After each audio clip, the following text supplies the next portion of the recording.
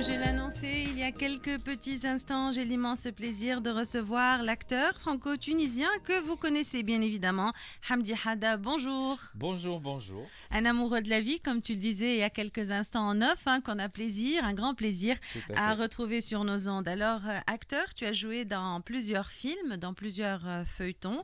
Tu as été primé en 2012 au Maroc et aujourd'hui, nous allons parler d'une autre spécialité, d'une autre casquette presque, même si c'est peut-être les mêmes que tu fais tourner d'un côté puis de l'autre. On va parler coaching théâtral.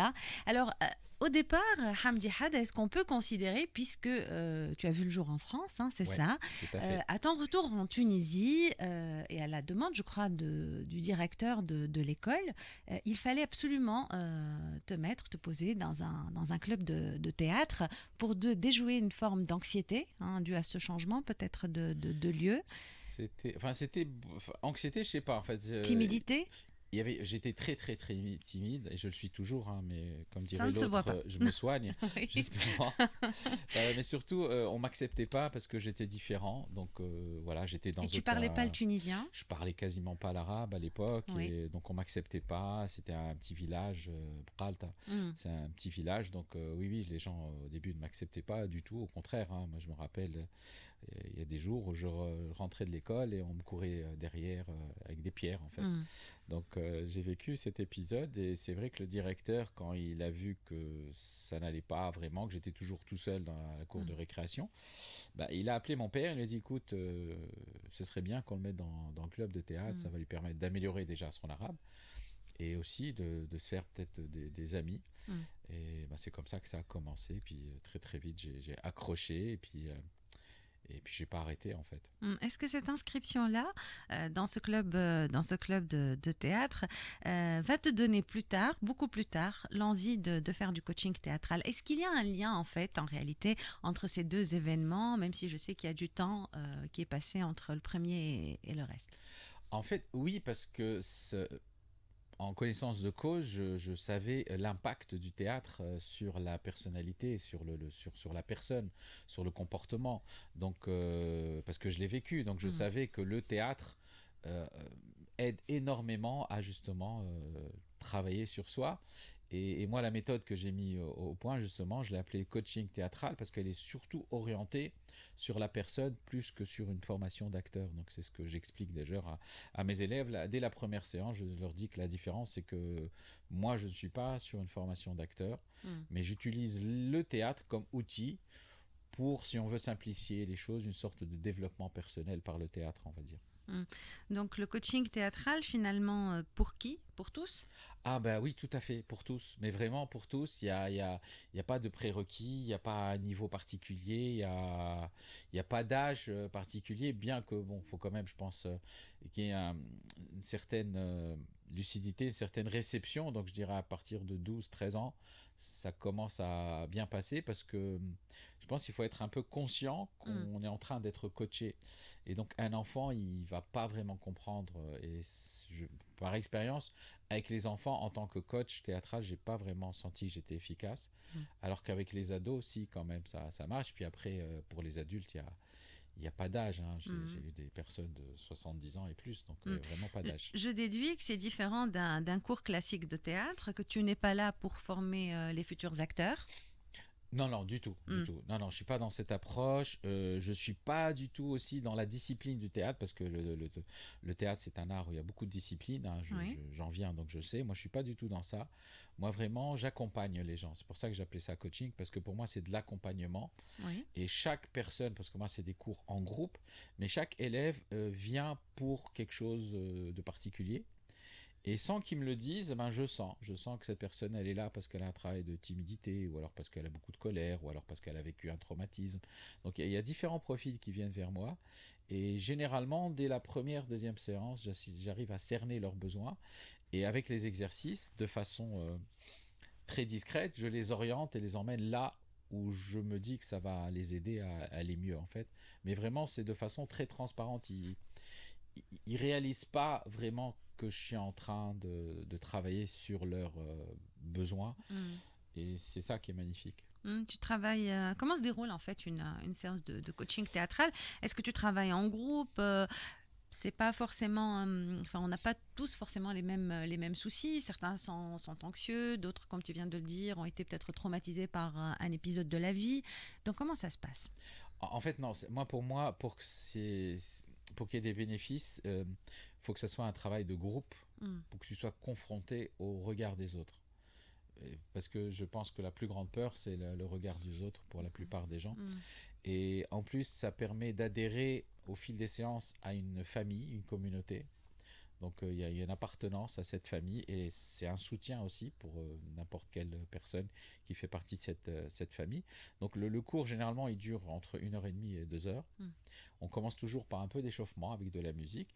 Et puis après, tout doucement, j'intègre des exercices. Mais on est dans la bienveillance, on est dans le rire, on est vraiment dans la bonne humeur. Il n'y a rien d'académique en apparence.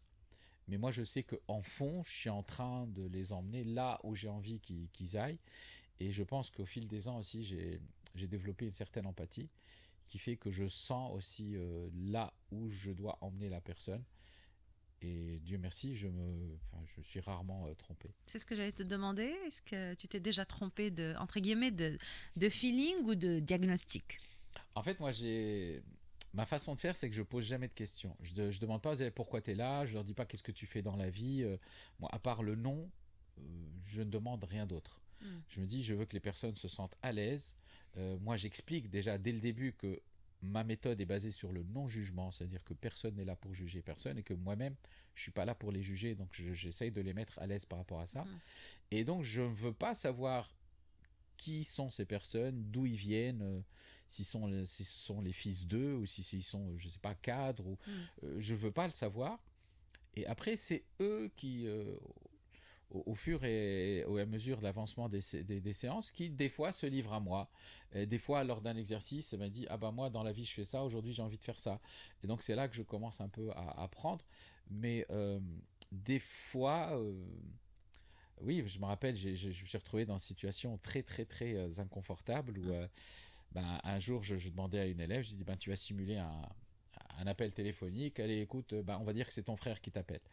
Et il s'avérait qu'elle venait de perdre son frère. Ah, Donc, c'est vrai que c'était pas joli, joli, mais c'est tu quelque pouvais chose pas, que, tu pouvais bah pas non, je pouvais deviner pas non le plus, savoir non hein. Tu plus. pouvais pas le savoir, ouais.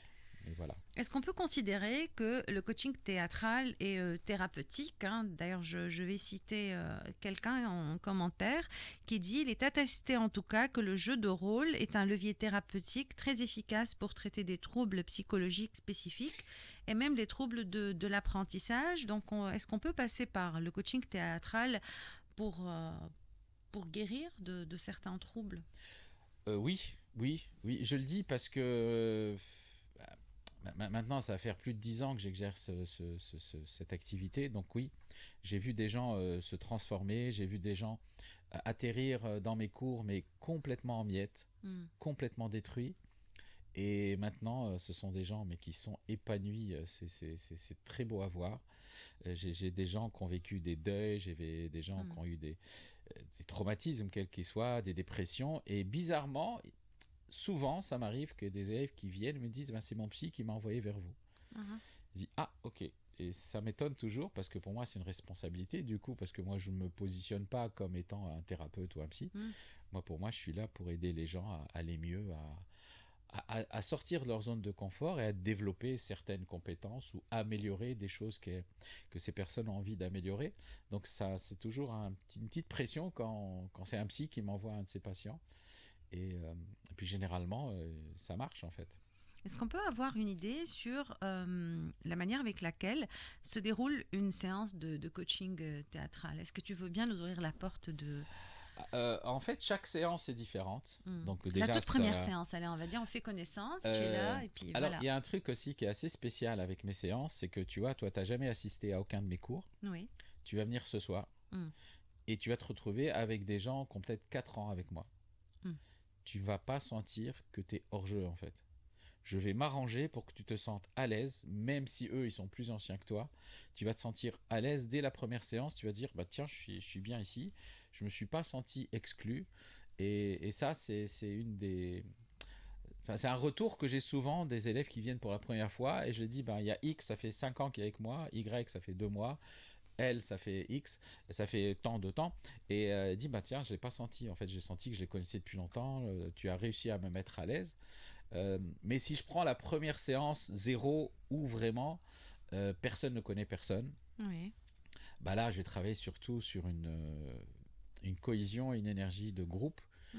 que je vais pouvoir utiliser après. Donc, je vais utiliser des exercices qui vont leur permettre de briser la glace, de se regarder, de parler, d'échanger. Comme ça, ils vont être beaucoup plus à l'aise pour la suite, en fait. Mm.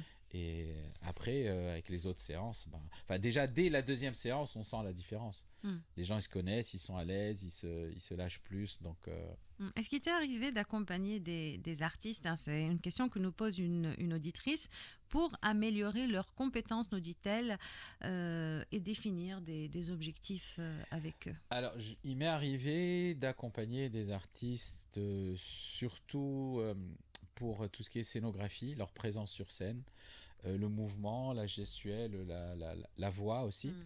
La présence sur scène. Oui, c'était surtout la Ou face scénographie. caméra, oui.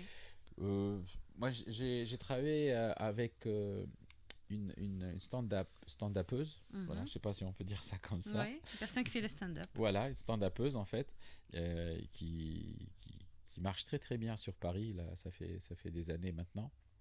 Et voilà, je l'avais accompagnée un peu quand elle était de passage en Tunisie. Il m'arrivait aussi d'accompagner d'autres personnes. Oui, en fait, c'est parce que même si on est acteur, même si on a un don, on peut avoir certains blocages sur Mm. certains trucs. Il m'est aussi arrivé de faire la direction d'acteurs sur des petits projets, en fait, surtout, où j'aide les acteurs à mieux aborder leur rôle et mieux comprendre la psychologie de leur personnage et mieux pouvoir exprimer les émotions qu'elles ont à exprimer. Donc oui, j'ai eu ces petites expériences très sympas d'ailleurs. Mm. Est-ce que tu proposes un coaching adapté pour former un métier ou pour déjouer, comme tu le dis, des petits handicaps quand on exerce déjà un métier d'acteur ou autre? Est-ce qu'il t'arrive de proposer un coaching adapté? Oui, moi, en fait, tout ce que je fais, c'est du sur-mesure. Je travaille beaucoup en entreprise aussi, donc Oui. c'est une de mes activités premières, c'est que je fais beaucoup de coaching en entreprise. Et en entreprise, c'est complètement différent parce qu'en entreprise, généralement, il y a un objectif. Donc, on va travailler sur la cohésion, on va travailler sur l'intégration, surtout après le Covid, parce qu'il y a beaucoup de gens qui travaillent dans la même entreprise mais qui ne se connaissaient pas Oui. parce qu'ils avaient été recrutés pendant le Covid. Mm. Donc, il y a eu beaucoup de demandes par rapport à l'intégration, la cohésion de groupe. J'interviens aussi des fois quand gestion de conflits en interne. Il y a différentes personnes qui s'entendent pas très très bien. Donc avec le coaching théâtral, on essaye justement de régler tout ça. Et puis après, il y a des thématiques. Il y a la prise de parole publique qui revient Oui, c'était souvent ma comme question. demande. Est-ce que tu travailles sur des tableaux C'est spécifiques? une de mes spécialités, je veux dire. Je fais beaucoup Oui. de prise de parole publique, il y a gestion de stress, gestion de temps. En Mm. fait, je m'adapte. Le coaching théâtral, c'est un outil très polyvalent. Moi j'écoute le client, je dis quel est ton besoin, pourquoi tu veux faire ça, Mm. et après j'adapte mes exercices à la demande du client en fait en disant ok donc on va faire tel et tel exercice, ça va nous permettre de travailler sur tel et tel axe en fait. Donc oui, je fais du sur-mesure et il m'arrive aussi d'accompagner à titre personnel des personnes. Il y a des personnes qui disent bah, rien que la semaine dernière, Mm. j'ai une dame qui devait avoir une interview sur YouTube et elle n'était pas à l'aise en fait. Et donc on a fait deux, trois séances pour justement travailler sur la gestuelle, mais travailler aussi sur le texte, travailler sur le contenu. Mm. Donc c'était une approche et il paraît qu'elle a été très satisfaite après son passage. J'ai même accompagné un homme politique une fois Mhm. pour sa première sur scène. Mm. Donc oui, le coaching théâtral, vraiment, ça s'adapte à tout le monde. Moi, il y a des gens parmi mes élèves qui sont venus parce qu'ils ne savaient pas dire non, par exemple, Mm. alors qu'à l'intérieur, ils criaient non, mais dès qu'on leur dit est-ce que tu peux faire ça, ils disaient oui, alors qu'ils n'avaient pas du tout envie de Mm. le faire. Et ben, ils ont appris à dire non, à argumenter aussi, pas dire non à tout non plus. Et puis il y a des gens qui viennent parce qu'ils ont énormément de colère en eux, ils n'arrivent pas à maîtriser leurs sentiments, leur colère. Donc avec le coaching théâtral, eh ben, on leur apprend à mieux respirer, être à l'écoute de leurs sentiments. Et puis, il y a un peu de tout. Il y a des gens qui viennent, ils pleurent pour un oui, pour un non. Il y a des gens qui sont extrêmement timides. Il y a des gens qui ont une phobie d'être en groupe et en société. Il y a un peu de tout, en fait. J'aurais dû commencer avec cette question. À quel moment est-ce que tu as choisi d'aller dans ce sens-là, d'aller dans la voie du coaching théâtral? En fait, c'est même pas un choix, ça m'est tombé dessus. Non, mais c'est vrai, moi je suis Ouais. quelqu'un de très ouvert à toute nouvelle expérience, en fait. Mm. Je suis pas quelqu'un de fermé. J'aime pas être enfermé dans une case, en fait. J'aime bien tester, essayer de nouveaux trucs et après voir si ça fonctionne ou pas. Mm. Et en fait, le coaching théâtral, la première fois qu'on m'a contacté, c'était une amie qui travaillait dans un cabinet de formation et qui m'a dit, écoute, je lance une formation de prise de parole en public. Et aux États-Unis, ils font appel à des acteurs pour co-animer. Et tu es le seul acteur que je connais. Est-ce que ça t'intéresserait de co-animer avec moi? Au début, je dis, je sais pas, moi je sais pas du tout, je comprends rien à ce que tu dis là. Mm. Donc elle est venue, on a fait une petite réunion et elle me montrait tous les slides qu'elle allait passer en fait Oui. pendant cette formation qui a duré 2 jours et demi.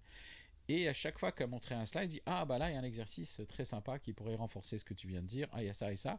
Et au bout d'une heure du temps, elle m'a dit bah c'est bon là notre matière. Et donc, c'est la première fois que je faisais ça. Donc, j'ai Mm. animé la formation pendant 2 jours et demi avec cette amie. Et ça a très, très bien marché. Mais moi, j'étais sidéré par le résultat. C'était impressionnant, l'évolution des gens en 2 jours et demi. Et suite à ça, les participants ont demandé au cabinet de formation qu'ils avaient dit ben, on aimerait bien continuer avec Hamdi. C'est sympa ce qu'on a fait avec lui. Est-ce qu'il y a la possibilité de mettre en place un club? Mm. Donc, on a mis en place un club avec ces élèves-là et d'autres élèves. Et ça a duré 6 mois. Et là, pour moi, il n'y avait pas encore de notion de coaching théâtral. Mm.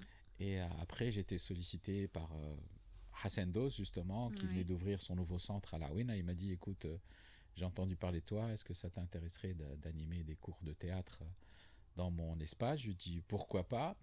Et après, je me suis dit que, en fait, moi, ce que je fais, c'est pas des cours de théâtre. Mm. Parce que le théâtre, on parle d'acteurs, et moi, je suis pas dans cette approche, je suis pas dans l'approche où il y a un spectacle de fin d'année. Et du coup, je me dis, ben, faut que je me positionne. Et j'ai appelé ça, je dis, moi, je fais de l'accompagnement par le théâtre. Donc, j'ai dit, ben, je vais appeler ça du coaching théâtral, tout Mm. simplement. Pourquoi le théâtre? Pourquoi le mot théâtre à côté de coaching? Parce que tous les exercices que j'utilise viennent du théâtre, en fait. Parce Mm. que moi, je fais du théâtre depuis l'âge de 11 ans. Euh, voilà, moi, j'ai toujours fait du théâtre, en fait. Donc, les outils que j'utilise, ce sont des exercices de théâtre. C'est pas, ça vient de. D'ailleurs, il y en a qui viennent me voir, qui faisaient du théâtre et qui viennent me voir et ils reconnaissent un peu l'esprit des exercices en disant ah ouais, on faisait des trucs comme ça aussi, on faisait Mm. ça. Donc non, moi je me nourris du théâtre en fait. Est-ce que ta carrière en tant qu'acteur, est-ce que la formation par laquelle tu es passé au théâtre, entre autres, t'aide, t'inspire dans ce que tu fais aujourd'hui, dans le coaching théâtral? Ma carrière en tant qu'acteur, non, je pense pas Mm. honnêtement. Je vois pas. Non, non. Mon métier d'acteur, c'est quelque chose à part en fait. Voilà, je fais mon métier d'acteur, donc je fais appel à mon savoir-faire, à mes compétences, à ce que j'ai étudié avec mes professeurs. Et j'ai eu la chance d'avoir les plus grands professeurs en Tunisie. Oui. Non, non, le coaching théâtral, par contre, ce sont des recherches continues parce que je dois changer d'exercice chaque semaine, Mm. en sachant que j'ai des élèves, ça fait 8 ans qui me suivent toutes les semaines, imaginez. Donc Mm. 8 ans et j'essaye de ne répéter aucun exercice. Donc il y a beaucoup de recherches. C'est pas un truc comme ça qui me tombe dessus, donc je fais beaucoup de recherches, j'achète des livres, voilà, j'essaye de me renouveler et surtout de faire en sorte que les élèves ne s'ennuient pas au bout de quelques séances. Mhm. Alors, on terminera cet entretien par cette question. Quels sont tes projets, Hamdi Had? Alors, projet artistique, bah, j'ai la chance d'avoir été sollicité par Cyrine Ganoun, Mhm. que je salue, qui gère Théâtre El Hamra. Oui. Et là, on est en train de préparer ensemble un texte. Et on a la chance d'avoir avec nous sur ce projet deux grands acteurs, Bahri Rahal et Abdelmanam Chouiet. Et on est en train de travailler sur une pièce de théâtre, donc on est dans l'écriture et Céline s'occupe de la scénographie, elle s'occupe de la mise en scène, elle s'occupe de tout ce qui est technique. Et moi, je suis là, je participe modestement avec le texte. Mm. Et c'est magnifique comme expérience. Et c'est ta toute première expérience? Ouais, c'est la première fois que j'écris, que je coécris, donc c'est magnifique. Mais écoute, on te souhaite beaucoup de succès. Merci beaucoup. À très bientôt, j'espère, Merci, Hamdi, sur très RTC. gentil. N'hésitez pas à retrouver l'entretien autour du coaching théâtral avec l'acteur, l'artiste Hamdi Hadda sur notre chaîne YouTube.